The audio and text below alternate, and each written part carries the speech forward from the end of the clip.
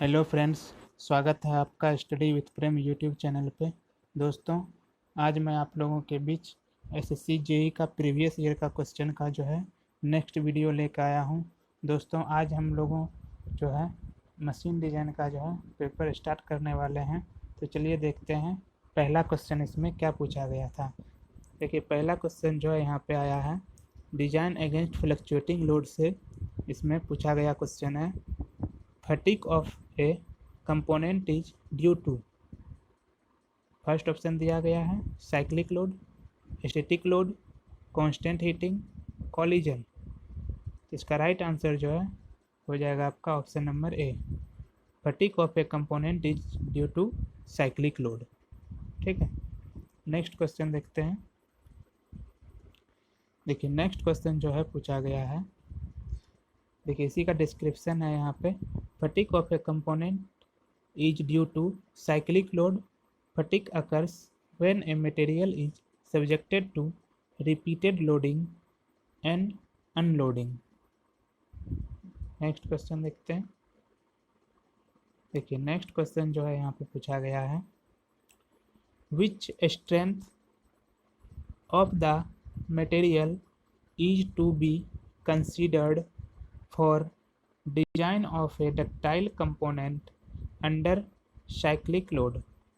Ultimate strength, yield strength, endurance strength, fracture strength. तो right answer इसका हो जाएगा एंडोरेंस स्ट्रेंथ।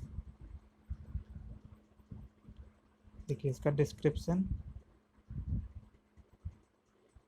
देखिए endurance strength is to be considered for design of a ductile component under cyclic loading. The fatigue or endurance limit of a material is defined as the maximum amplitude of completely reversed stress that the standard specimen can sustain for an ultimate number of cycles without fatigue failure. Next question देखते हैं, which of the following is not the correct procedure to increase the fatigue limit? Cold welding, cold working, short pinning, surface decarburization, under stressing. तो इसका right answer जो है हो जाएगा surface decarburization. देखिए, fatigue limit of material can be increased by, fatigue limit जो है material का इंक्रीज जो किया जाता है by applying residual compressive stress, under stress, by surface finishing, by shot peening और कोल्ड वर्किंग के द्वारा जो है फटीग लिमिट जो है मटेरियल का इंक्रीज किया जाता है। नेक्स्ट क्वेश्चन देखते हैं। नेक्स्ट क्वेश्चन देखिए, क्वार्टर और नकल जॉइंट से क्वेश्चन पूछा गया है, 2015 एसएससी जेई का क्वेश्चन है ये। देखिए, इसमें पहला क्वेश्चन जो पूछा था इन लोगों ने, a quarter joint is use to connect rods which are in compression only, tension and compression only, shear only, tension only. तो राइट आंसर इसका हो जाएगा option number B, tension and compression only. A quarter joint is used to connect rods, tension and compression only. Next question, देखिए इसका description यहाँ पे दिया है, A quarter joint is temporarily fastening used to connect rigidly two coaxial rods or bars which are subjected to axial tensile and compressive force. A quarter joint is temporary fastening used to connect rigidly to coaxial rods or bars which are subjected to axial tensile and compressive force. Next question देखते हैं। देखिए, next question जो है यहाँ पे पूछा गया है, वेल्डेड एंड रिवेटेड जॉइंट से in a single V butt welds the angle between edge is kept about 20 to 40 degree, 40 to 60 degree, 70 to 90 degree, 10 to 20 degree। तो राइट आंसर इसका हो जाएगा option number B 40 to 60 degree. देखिए, in a single V butt welds the angle between the edge is kept about 40 to 60 degree. V butt weld का जो है angle between the as जो है 40 to 60 डिग्री होता है single V butt weld joint का। Next question देखते हैं। The thickness of a boiler plate is 16 mm. The diameter of rivet used in the boiler joint is 24 mm, 28 mm, 10 mm, 20 mm। तो objective है ये, numerical type का है। तो देखिए यहाँ थिकनेस जो दिया गया है बॉयलर प्लेट का जो है 16 mm, तो T इक्वल टू 16 mm, ठीक है। Using Unwin's equation, Unwin's equation क्या होता है? Diameter of rivet D equal to 6√T, ठीक है। तो यहाँ पे 6√T रख दीजिए, 6 इंटू रूट अंडर 16, तो 6 इंटू 4,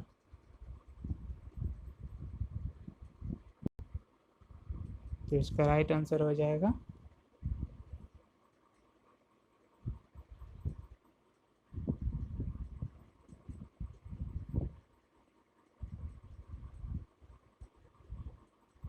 ऑप्शन नंबर ए 24 mm जो है इसका बॉयलर जॉइंट का जो है डायमीटर होगा। रिविट का जो डायमीटर जो है 24 mm होगा यूजिंग अनविन्स इक्वेशन, ठीक है। नेक्स्ट क्वेश्चन देखते हैं।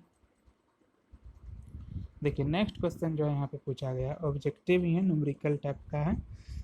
The shear strength, tensile strength and compressive strength of a rivet joint is 100 Newton, 120 Newton and 150 Newton respectively.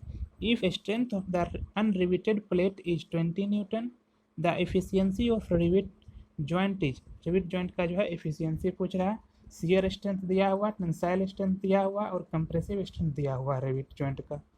तो shear strength देखिए कितना दिया है, PS equal to 100 Newton, PT equal to 120 newton और PC इक्वल टू 190 न्यूटन। ये आपका PS जो है शियर स्ट्रेंथ हो गया, PT जो है टेंसाइल स्ट्रेंथ हो गया और PC जो है कंप्रेसिव स्ट्रेंथ हो गया। 150 है PC, ठीक है। तो स्ट्रेंथ ऑफ अनरिवेटेड प्लेट जो है P का वैल्यू जो है यहाँ पे दिया हुआ है 200 न्यूटन, ठीक है।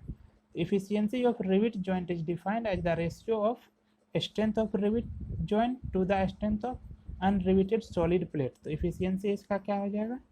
efficiency हो जाएगा lowest of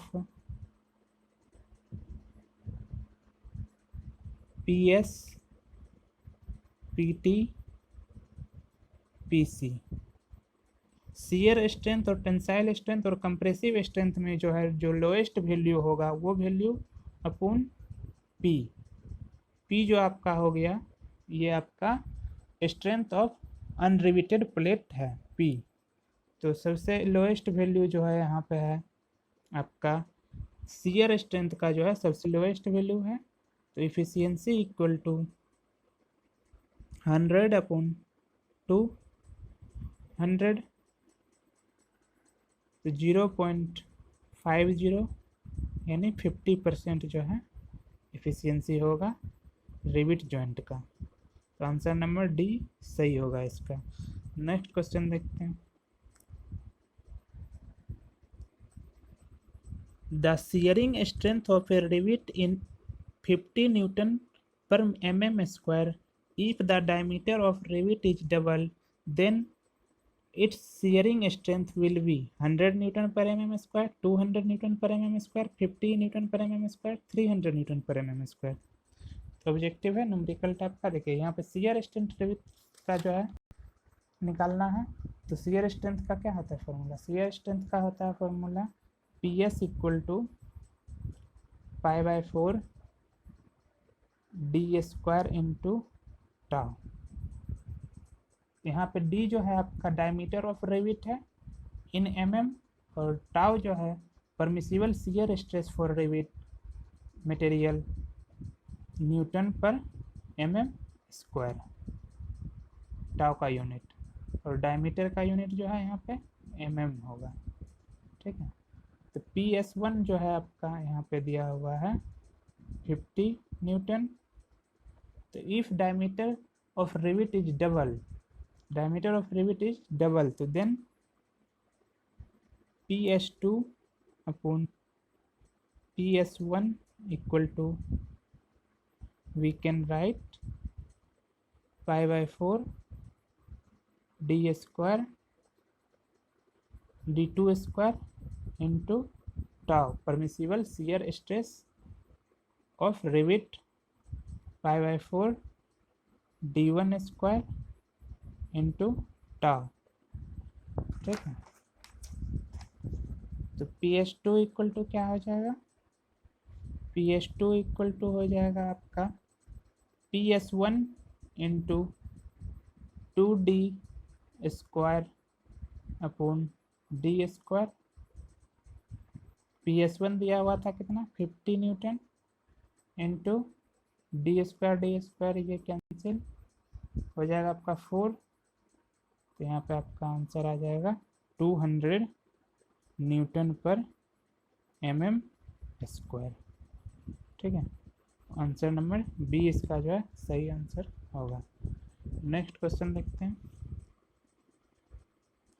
नेक्स्ट क्वेश्चन देखिए यहाँ पे पूछा गया है, rivets are generally specified by diameter of head, thickness of plate to be riveted, length of rivet, nominal diameter. तो राइट आंसर इसका हो जाएगा nominal diameter. Rivets are generally specified by nominal diameter. ठीक है, नेक्स्ट क्वेश्चन देखते हैं। 10th number question, the rivet head for general purpose shown in the figure below. ये rivet दिया हुआ है, पूछ रहा है आपसे किस टाइप का ये रिविट है, आपको बताना है। स्नैप हेड है ये, पेन हेड, काउंटर संक हेड, फ्लैट हेड। तो इसका जो सही आंसर जो है आपका हो जाएगा ऑप्शन नंबर सी, काउंटर संक हेड रिविट है ये। देखिए यहाँ पे इसका डिस्क्रिप्शन देखते हैं। देखिए इस टाइप का जो रिविट है इसको बोलते हैं हम लोग फ्लैट हेड रिविट, और ये जो रिविट दिख रहा है कोन टाइप का ऊपर से है तो ये काउंटर संक हेड रिविट है। ये कोन जो है उल्टा किया हुआ पेन हेड रिविट इसको बोलते हैं। और ये देखिए नीचे जो है ये स्टिपली हेड और ये ट्रस हेड। ठीक है, तो देख लेते हैं थोड़ा सा यहाँ पे बढ़िया से। ये फ्लैट हेड हो गया, ये काउंटर संक हेड हो गया, ये पेन हेड रिविट हो गया, और ये स्टिपली हेड हो गया, ये ट्रस हेड रिविट हो गया। ठीक है, तो यहाँ पे आपका जो है ये रिविट आपका कौन सा रिविट यहाँ पर है, देखिए यहाँ पे मिल रहा है ये काउंटर संक हेड जैसा मिल रहा, काउंटर संक हेड जैसा रिविट यहाँ पे देखिए दे दिया है। कभी आपको क्वेश्चन में ये रिविट दे देगा और आपको पहचानना रहेगा कि किस टाइप का रिविट है। तो ये पेन हेड टाइप का रिविट है, और ये फ्लैट हेड, इसका हेड देखिए फ्लैट टाइप का है, और इसका जो हेड देखिए काउंटर संक टाइप का है। ठीक है, और इसका देखिए हेड पेन हेड तरह है। ठीक है, नीचे देखिए स्टिपली हेड टाइप का है, और ये ट्रस हेड टाइप का है। ट्रस में देखिएगा इस टाइप का जो रिविट का यूज किया जाता है। ठीक है, नेक्स्ट क्वेश्चन देखते हैं। देखिए नेक्स्ट क्वेश्चन जो है पूछा गया है, a backing ring is used inside the pipe joint when making a butt weld, fillet weld, sleeve weld, socket weld. तो राइट आंसर जो है इसका हो जाएगा option number A, butt weld. देखिए a metal ring used inside a but will join to reinforce the joint and to prevent weld metal from entering the pipe at the joint. Next question देखते हैं। देखिए 12th number question पूछा गया, if the tearing efficiency of a rivet joint is 60%, then the ratio of rivet hole diameter to the pitch of rivet is 0.2, 0.33, 0.4 और 0.5। देखिए tearing efficiency का formula क्या होता है? टीयरिंग एफिशिएंसी का फॉर्मूला होता है 1 माइनस DH अपन P। ठीक है, टीयरिंग एफिशिएंसी आपका यहाँ पे दिया हुआ, टीयरिंग एफिशिएंसी 0.6 60% दिया हुआ है, 1 माइनस DH अपन P। तो DH upon P equal to हो जाएगा आपका, DH upon P equal to हो जाएगा 0.4। ठीक है, इसका राइट आंसर जो है ऑप्शन नंबर सी हो जाएगा। नेक्स्ट क्वेश्चन देखते हैं। देखिए नेक्स्ट क्वेश्चन जो है पूछा गया है, ए रिवेटेड जॉइंट में fails due to shearing of the rivet, shearing of the plate at the edge, crushing of the rivet, only A, only B, only C, D option में दिया गया है एनी ऑफ द ए और B और सी। तो इसका right answer जो है हो जाएगा option number D, any of A और बी और सी। रिवेट जॉइंट में fails due to shearing of rivet, shearing of rivet के कारण भी रिवेट जॉइंट फेल हो सकता है, क्रशिंग ऑफ रिवेट के कारण भी फेल हो सकता है, shearing of the plate at the edge के कारण जो है रिवेट फेल हो सकता है, रिवेटेड जॉइंट। ठीक है, नेक्स्ट क्वेश्चन देखते हैं। The horsepower transmitted by a belt is dependent upon tension on tight side of belt, tension on slack side of belt, radius of pulley, speed of pulley। तो right answer इसका हो जाएगा option number D, A B C D. A horsepower transmitted by a belt is dependent upon tension on tight side of belt, tension on slack side of belt, radius of pulley, speed of pulley. Next question, next question देखिए पूछा गया है, which units operates at what power factor, 0.6, 0.3, 0.6, 0.8, 0.9। तो right answer जो है इसका हो जाएगा ऑप्शन नंबर ए 0.3। ठीक है,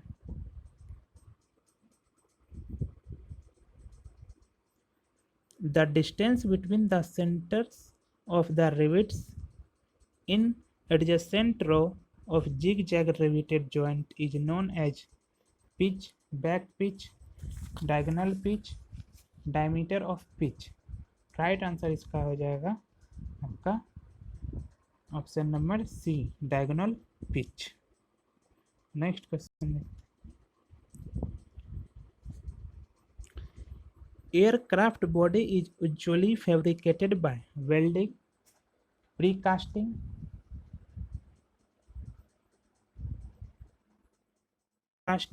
riveting, casting। राइट आंसर इसका हो जाएगा option number C, riveting. Next question देखते हैं। देखिए यहाँ पे इसका डिस्क्रिप्शन दिया हुआ है, डिस्क्रिप्शन में देखिए देख लेते हैं। Rivet is a short cylindrical bar with head with it consists of 3 parts, head, body और जिसको शंक भी बोलते हैं, और टेल। देखिए ये ऊपर का पार्ट जो है आपका, इसको हम लोग हेड बोलते हैं, ये हेड है। ठीक है, ये बॉडी का जो है शंक है, ये शंक टाइप का है, इसको शंक बोलते हैं बॉडी का। ये टेल है, ये टेल और ये हेड, ये शंक। ठीक है, नेक्स्ट क्वेश्चन देखते हैं। Joggled welded joint are used where longitudinal shear is present, where severe loading is encountered and the upper surface of both pieces must be in the same plane, next option देखिए, next option में दिया गया है to joint two pieces of metal in the same manner as rivet joint metal, there is nothing called jogged weld joint। तो इसका right answer जो देखिए कौन सा होगा, ये 18th number question. Right answer इसका देखिए जोगल्ड वेल्ड जॉइंट आर यूज्ड, ये नंबर नहीं होगा, बी। हाँ, इसका राइट आंसर जो है होगा option number B, where severe loading is encounter and the upper surface of both pieces must be in same plane. Next question देखते हैं। देखिए नेक्स्ट क्वेश्चन जो है यहाँ पे देखिए, ये आपका जोगल्ड वेल्ड जॉइंट है। जोगल्ड वेल्ड जॉइंट जो है जनरली यूज किया जाता है आपका severe loading encounter and the upper surface of both pieces must be on same plane पे जो है जोगल्ड वेल्ड जॉइंट का जो है यूज किया जाता है। नेक्स्ट क्वेश्चन देखते हैं। नेक्स्ट क्वेश्चन देखिए 19th number question, plain and butt welds may be used on material up to approximately 25 mm thick, 40 mm thick, 50 mm thick, 70 mm thick। इसका राइट आंसर जो है हो जाएगा ऑप्शन नंबर ए 25 mm thick. ठीक है, next question देखते हैं। Plug weld joint is used where longitudinal shear is present, where severe loading is encountered and the upper surface of both pieces must be in same plane. To join piece of metal in same manner as rivet joint metal, there is nothing like plug weld joint। तो right answer देखिए इसका हो जाएगा option number C, plug weld joint are used to join two pieces of metal in the same manner as rivet joint metal। Next question देखिए, plug weld joint जो है use किया जाता है आपका two piece of metal in same manner as riveted joint metal. ये आपका plug weld joint का एग्जांपल है। नेक्स्ट क्वेश्चन देखते हैं। Types of rivet joint shown in figure below. देखिए ये रिवेट जॉइंट आपको दिखा रहा है फिगर में। यहाँ पे आपको पहचानना है कि ये किस टाइप का जो है रिवेट जॉइंट है। डबल रिवेटेड लैप जॉइंट है, डबल रिवेटेड बट जॉइंट है, क्वाड्रपल रिवेटेड लैप जॉइंट है, क्वाड्रपल रिवेटेड बट जॉइंट है। तो इसका राइट आंसर जो है हो जाएगा आपका option number B, double riveted जो है ये बट जॉइंट है। डबल रिवेटेड बट जॉइंट का ये एग्जांपल दिया गया है। नेक्स्ट क्वेश्चन देखते हैं।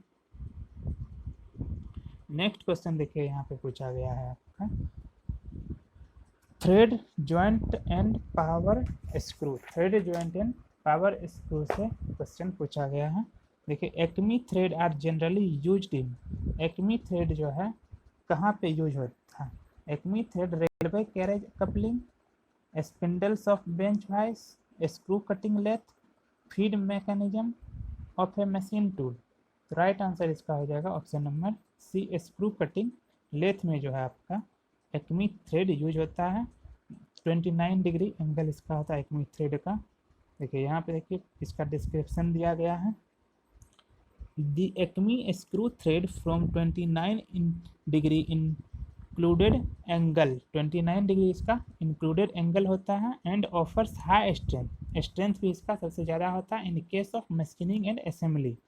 मशीनिंग और असेंबली के केस में जो है इसका स्ट्रेंथ सबसे ज़्यादा होता है। एक्मी थ्रेड जो है, acme screw thread are largely used for screw and adjusting screw, feed screw और एडजस्टली स्क्रू में जो है एक्मी स्क्रू थ्रेड का यूज होता है। They are generally used in screw cutting lathe, screw cutting lathe में जो है इसका जनरली यूज किया जाता है। तो इसका राइट आंसर हो जाएगा आपका screw cutting lathe. Next question देखिए, for a screw the angle of helix alpha is related to, the lead L and mean screw thread diameter as D।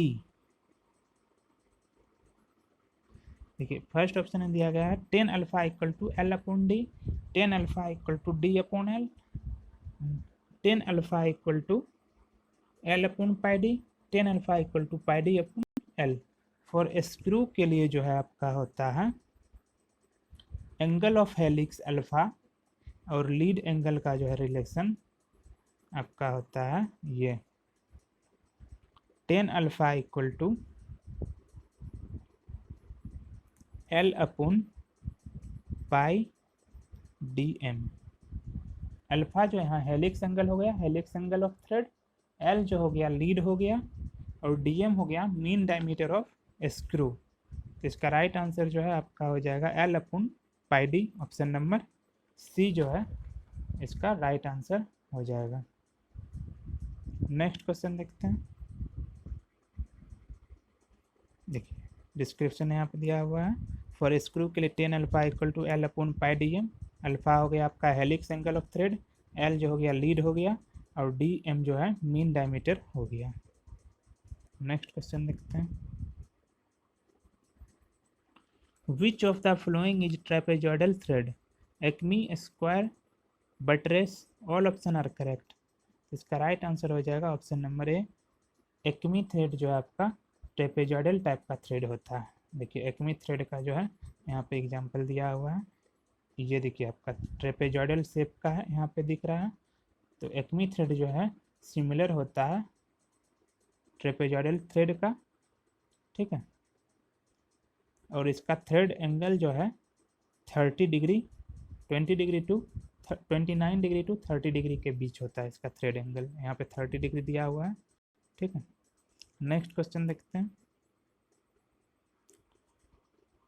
The efficiency of self locking screw is. Self locking के case में जो है efficiency क्या होगा screw का? More than 50%, less than 50%, equal to 50%, none of दी।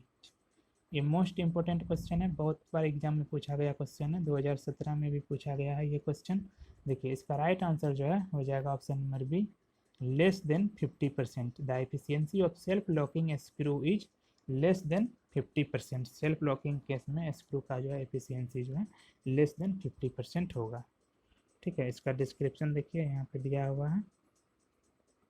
देखिए torque required to lower the load is positive for self locking screw. For self locking screw friction angle is greater than lead angle. Friction angle जो है बड़ा होता है, lead angle से ज़्यादा होता है, ठीक है, फ्रिक्शन एंगल। इसका राइट आंसर जो है आपका हो जाएगा ऑप्शन नंबर बी जो है इसका सही आंसर है। दोस्तों ये था हमारा आज का वीडियो। दोस्तों अगर आपको ये वीडियो कैसा लगा आप जो हमको कमेंट सेक्शन में कमेंट करके ज़रूर बताएं, और यह वीडियो अगर आपको पसंद आया हो तो आप हमारे चैनल को जो है लाइक करें, शेयर करें, और लेटेस्ट वीडियो देखने के लिए हमारे चैनल को सब्सक्राइब करना ना भूलें।